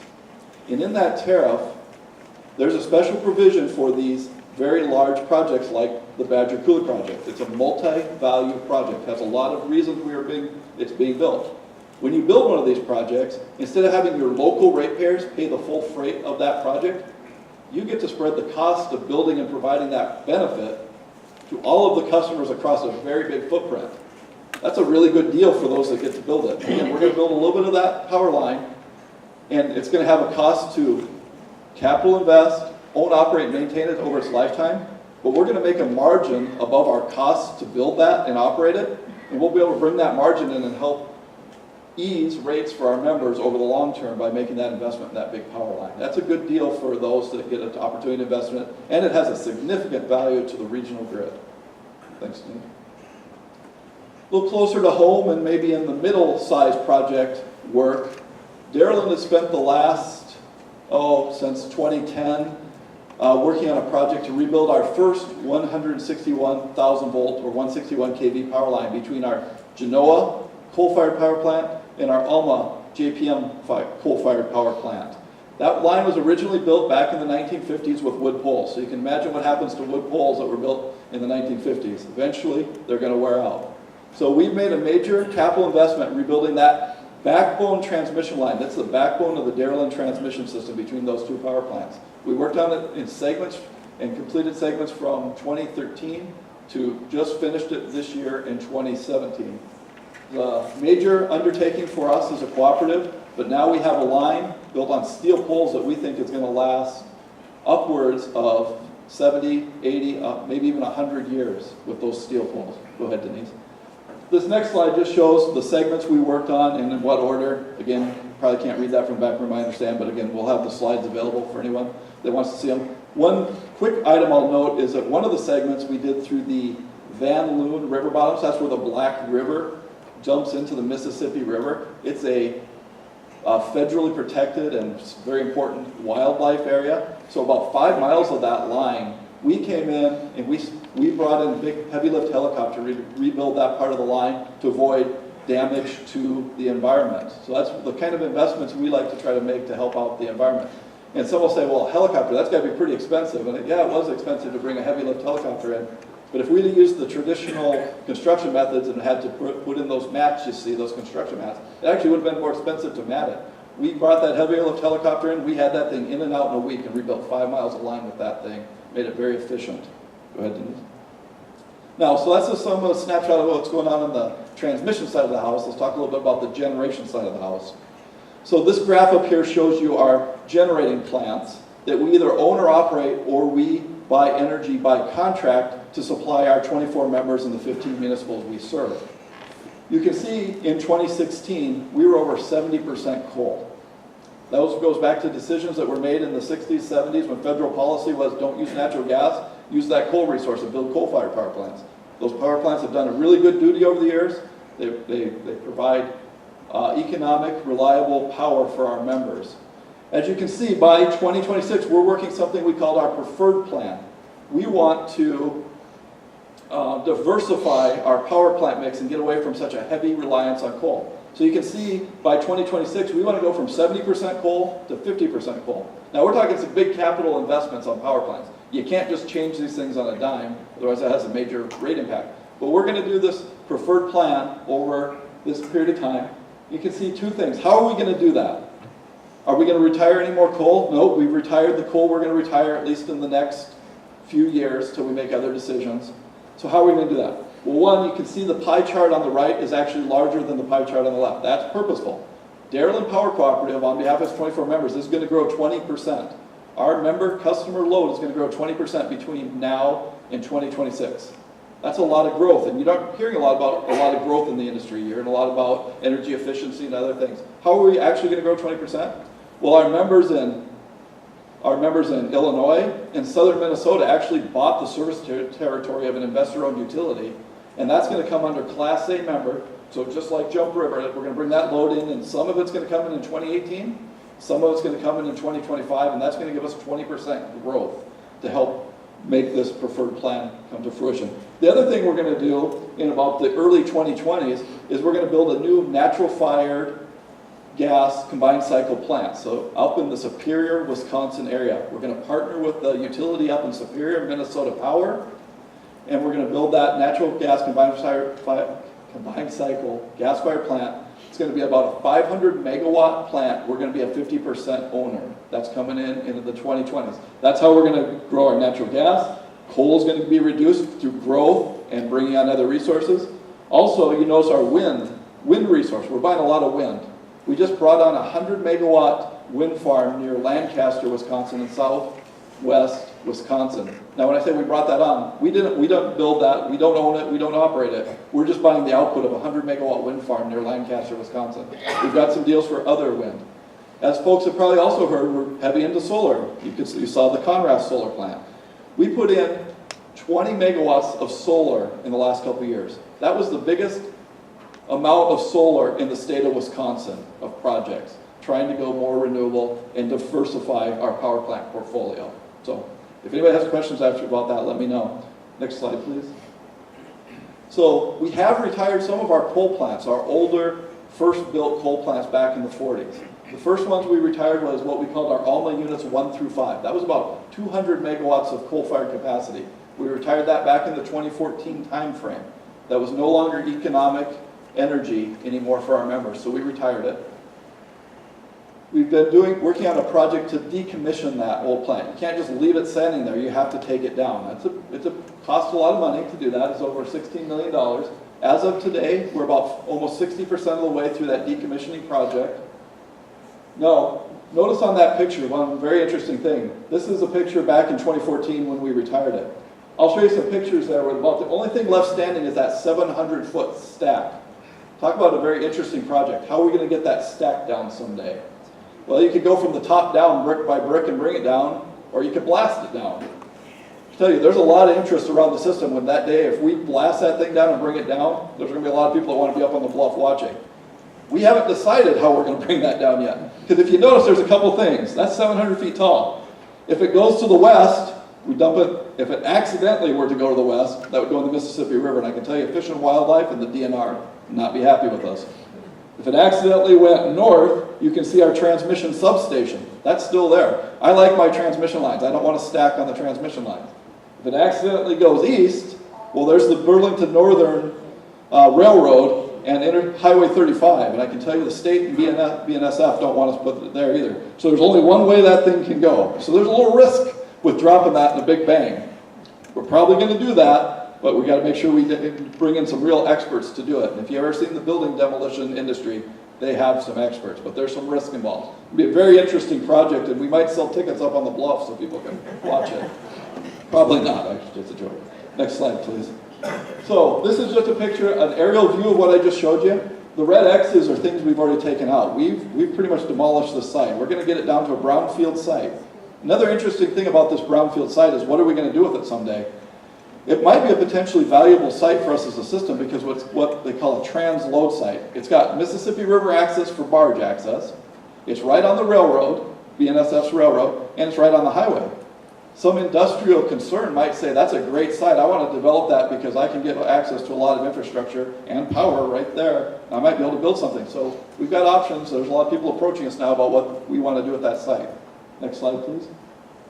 In just some pictures, you can see that site's pretty much cleared out. That big building where the boilers were is that shell you can see. Now, Jane and I saw yesterday at the Darylin board meeting, there was actually a video. That thing is toppled now. That came down this week. I'm just going to get it in my slides for the presentation today. But you should tell them, excuse me, Ben, you should tell them though about how when they took it down, they took all the dust off and how it was. So this was an old coal unit, right? So there's a lot of coal dust in a coal unit. Our folks went and tried to clean it. Not our folks, we hired a contractor to come in and do this. They cleaned that thing, they sprayed it down, they washed it. They thought we had the dust pretty much done. When they tore that down, again, they pulled the supports at the bottom and that thing toppled over. The video shows it looks like a dust storm. It looks like a dust storm. There's black dust up in the air. So just no matter how much you thought you got that thing clean, there was still some dust in the nooks and crannies. Very interesting project. You might get to see that video if you come to the district meetings later this year for Darylin Power. One neat thing, there was the old cornerstone when we built that back in the 1940s. That hopefully will get on display. The community of Alma, Wisconsin's laying claim to it. We might bring that down to the Darylin building, who knows, but that's a neat piece of the history from 1946. Next slide, please. All right, Jim mentioned this a little bit before. Everybody knows we had an old nuclear power plant.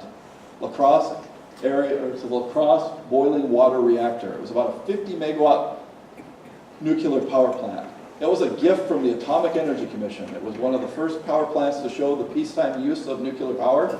The Atomic Energy Commission built it back in the 1960s. It was ready in the 1970s. And they turned it over to Darylin for $1, the gift that keeps on giving. So we actually operated that thing. It was a good power plant. It produced a lot of energy, but it wasn't big. The big nuclear power plants around the country are anywhere from 500 megawatts to 1,000 megawatts. 10 times to 20 times the size of that. Just on an economies of scale, that didn't really work out economically like it was hoped. So we shut it down back in the 1980s, and we've been watching that nuclear fuel that was spent fuel for the federal government for a lot of years, and that's where that whole Nuclear Waste Policy Act, those dollars come from.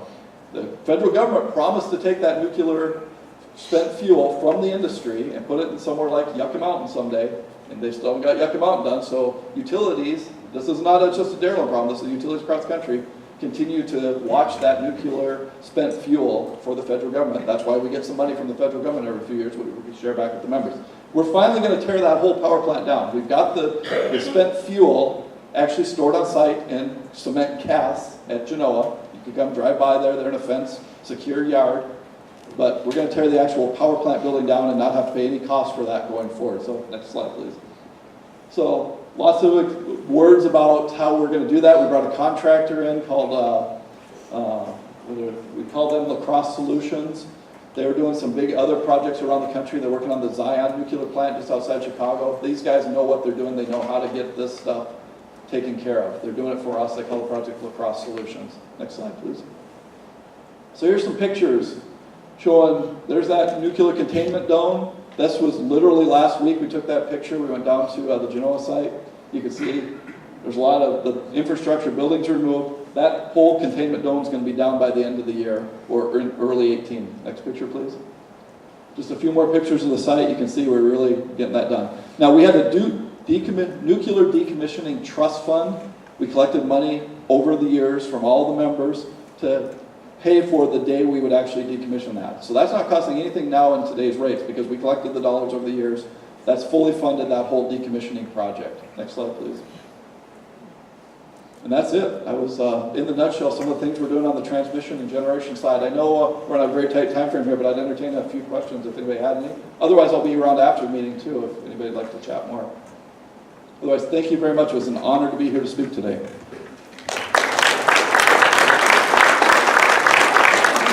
very qualified, talented, and talkative man.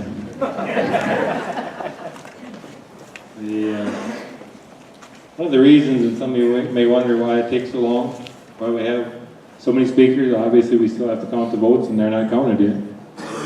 Next on the agenda is the session of comments and questions on reports and submitted questions. We had no submitted questions, we had one submitted comment. And that is, thank you for sitting on the floor with the members. Very glad to do that.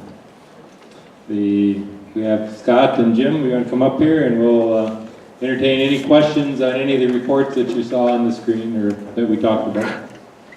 Yeah, one quick thing, I'm not sure, I think I did, to introduce Dawn.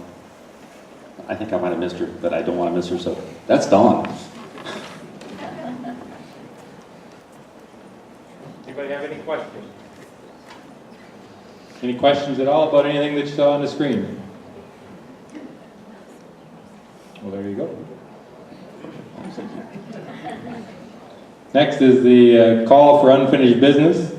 And Niles Berman, our attorney, is supposed to help me do this, but as long as he's counting votes yet, we'll go forward and do what we got.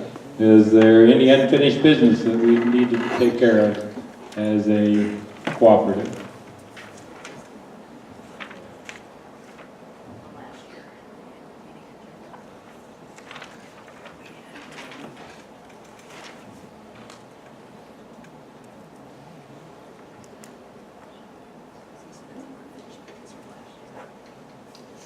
Any unfinished business from last year that we need to take care of? If there's no unfinished business, we'll move on with that.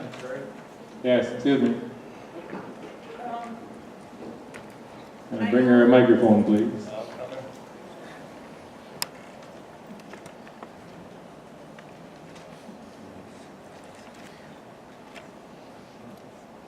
Trying to make sure I'm not in the right, I am in the right part of the meeting here.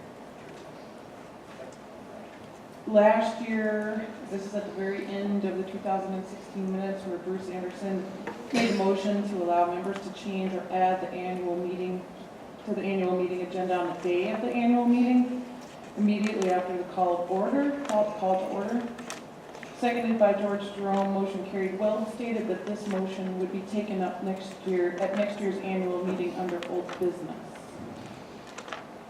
Now, I would have to confer with Niles, because I don't know, this seems very weird to me, but I don't know the proper parliamentarian procedure to go through this, but it was part of the 2016 minutes.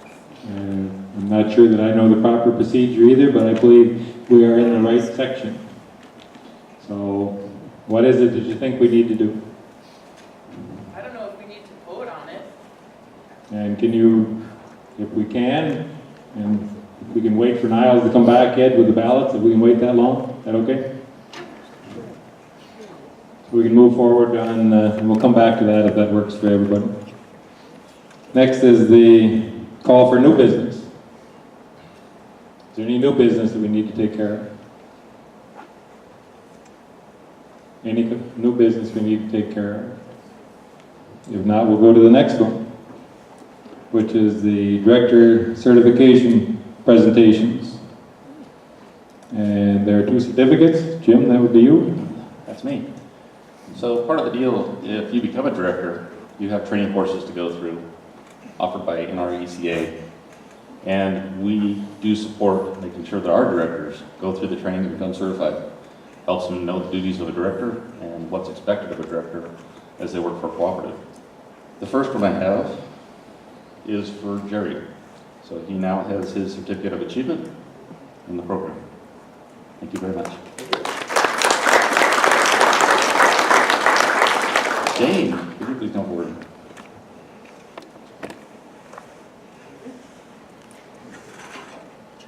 Jane has also gone through the program as well, and she has earned her certificate of achievement. Thank you very much.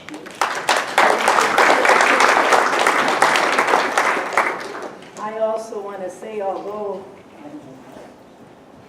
my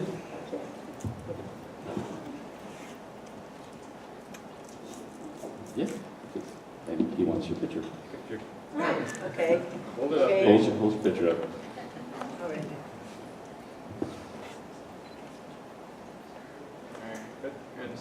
Okay. Thank you both.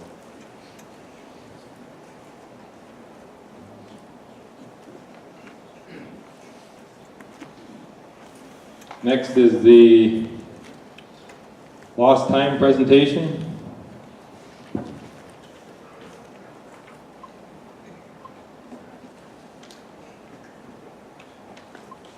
We have three of them. Obviously, safety is of supreme importance to us.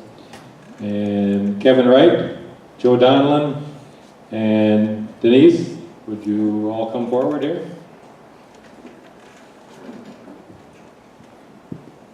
So each of them, Joe has a 15 years or 35,000 hours.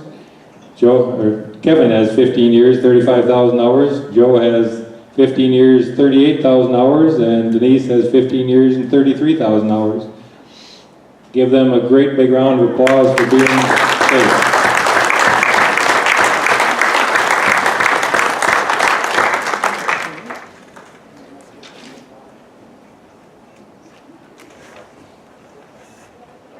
Yes.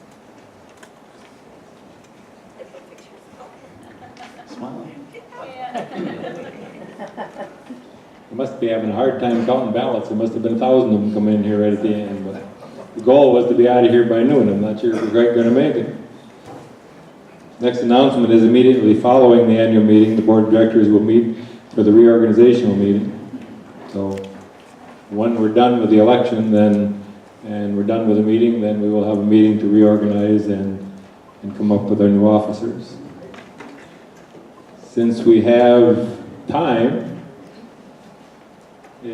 I'm not sure what we're supposed to do here, but if anybody has comments they would like to make, this may be the time to do that as we buy time, and then maybe somebody, Kurt, can you go check on the election and see how long that's going to be? Here comes Niles here.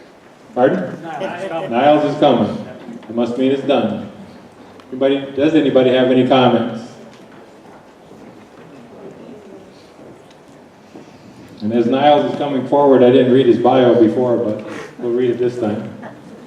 Niles Berman is senior member of Wheeler Van Sickle and Anderson Law Firm in Madison. Niles represents rural electric cooperatives and members across Wisconsin. He graduated from the University Law School, Wisconsin Law School in 1975 and has worked for the rural electric cooperatives in the state ever since. In 2011, he received our statewide association's Ally of the Cooperative Electrification, or ACE Award. And here's Niles. Thank you again, Jerry. The election inspectors are still at work, but I can report the unofficial results, and their final tally may change slightly when they have a practice of recounting every race. Nothing was close enough that their final tally, if it changes a little bit, it won't affect any of the outcomes. So these are unofficial numbers. We'll have official numbers if anybody wants to wait around to hear them. But the unofficial results are: in District 3, Art Thompson received 83 votes, and Joe Lawrence received 231 votes. Joe Lawrence is elected to the board. In District 4, Jerry Caro received 268 votes, and there was one write-in vote. Jerry is re-elected in District 4. And in District 9, John Hanson received 61 votes. Sandy Shara received 181 votes. Bob Wick received 87 votes. Sandy Shara is elected to the board from District 9. Again, unofficial results, but those won't change when the final tallies come in. As far as the bylaw amendments, they all passed by wide margins. The first bylaw amendment relating to the schedule for pre-annual meeting activities, there were 287 votes in favor, 31 votes opposed. It carried. The second proposal relating to qualifications for director, there were 284 votes in favor, 29 votes against. It passed. And the third proposal about the limit on the per diem, there were 262 votes in favor, 23 against. That passed as well. So I want to thank everybody who makes this process work. That's all the nominees, win or lose. It's the folks who signed their nomination papers. It's our hard-working election inspectors, and they are indeed working very hard, I assure you. And most of all, it's you, whether you voted at the meeting today or before the meeting. So thank you for making our cooperative democratic governance work. Jerry? Niles, we have to go back to unfinished business, and Michelle Sear had a comment from last year's 2016 that we can bring that back to the floor again. If somebody wants to bring her mic, that'd be good.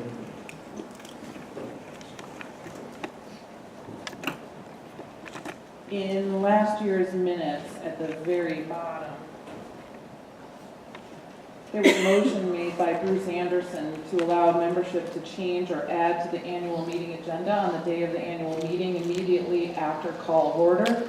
Seconded by George Jerome, motion carried. Weld stated that this motion would be taken up during next year's annual meeting under old business. I don't know if that has to go to a vote or... It's my opinion that it would not. I think that that's a right that under Robert's rules the membership has anyway. So I offer you the legal opinion that no action would be required, and provided that you abide by the process under Robert's rules for doing so, any member has the privilege of asking for an addition to the agenda. Now, that doesn't mean everything that's proposed to be added to the agenda would automatically be in order. You know, it's possible to imagine things that the body could not take action on. It would be out of order to ask to add that to an agenda.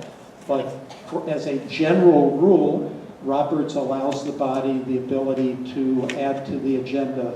I have to go back and look at Roberts, but I think that probably requires a 2/3 vote in order to do that. But 2/3 or majority, it is a privilege that every member has, whether you take any action this year or not.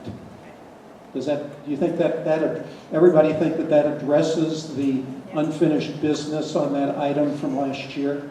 Anything more anybody thinks we need to do? Good, thanks. Great.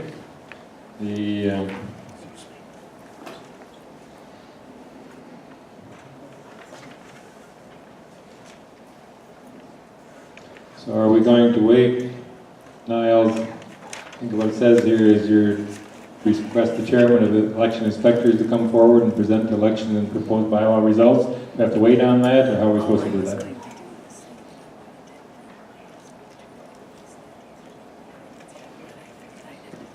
I don't think there's any need to wait on that. As a matter of fact, the elected chair, I think he was the one who didn't move quickly enough to get out of the way, asked if I would deliver his report to the group. I think the only thing you might have to wait if any of those elections had been close enough that who's going to be sitting at the reorganizational meeting in a few minutes was in doubt. I would ask for your indulgence to wait for those final results. We'll report those final results in some fashion. We'll communicate them to you, minimally in the minutes of this meeting, if not before. But again, those are such wide margins that I'm completely confident that those results, that is, who's going to be sitting on the board in a few minutes, is not going to change. And also says you're supposed to announce the ballots. They're supposed to be retained for 30 days and then destroyed. Yeah, the ballots and the envelopes will all be retained for a period of 30 days.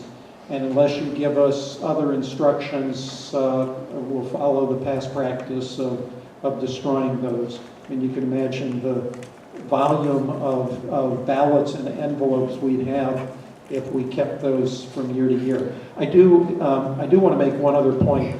There were a few comments that were enclosed with some of the ballots. Those have all been retained and will be routed to the appropriate people. We actually found one power bill that was paid rather than a ballot, so make sure. Make sure your bill payment gets sent to the right place and doesn't sit in a pile waiting for the annual meeting. There was one note that I want to comment on. There was a post-it added to one of the ballots that took objection to the requirement of a signature.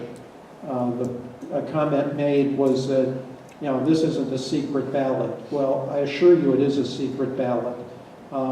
The reason for the signature is twofold. It's required in our bylaws to ensure that it's a member voting and not somebody else taking the ballot on their behalf. Secondly, Wisconsin statute requires the same thing.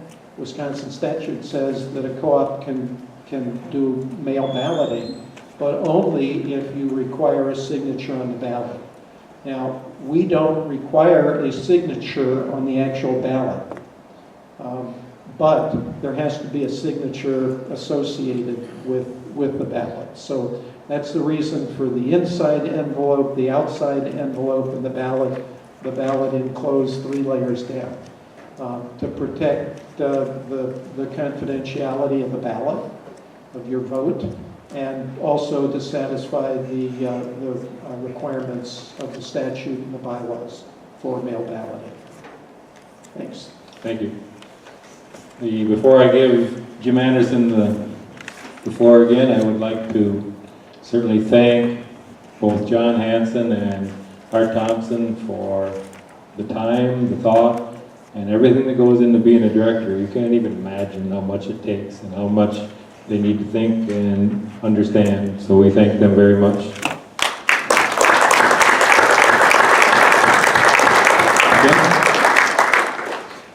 Yeah, I get the real easy to wrap this up really quick. Please make sure the red ticket that you were handed out that you turn back in on your way out so you can get your $10 power credit. You have to make sure you get that taken care of so we can make sure that your bill gets the credit. If you do have a prepaid, that you're doing it with electronic payment, make sure they know it on the way out and you go ahead and make sure that gets applied to your account. And the next thing we get to do is I need to borrow Niles real quick. And we'll do the drawing for your grand prize. And a trip to... And the trip to the fabulous appliance department in the Ladysmith office.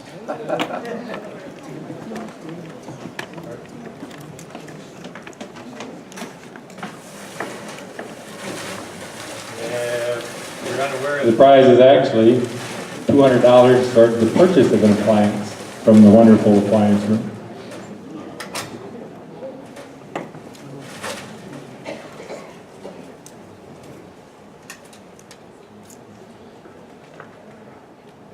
And you need to be present to win. Tim Smith. Tim, are you here? Tim Smith to win. Thank you very much. If there is no further comments or positions, I need a motion to adjourn the meeting. I have a motion to adjourn the meeting. Do I have a second? I have a second. Anybody want to talk about staying until 3 o'clock? All in favor of adjourning, say, raise your voting cards. All opposed? The meeting is adjourned. Thank you all for coming to the annual meeting.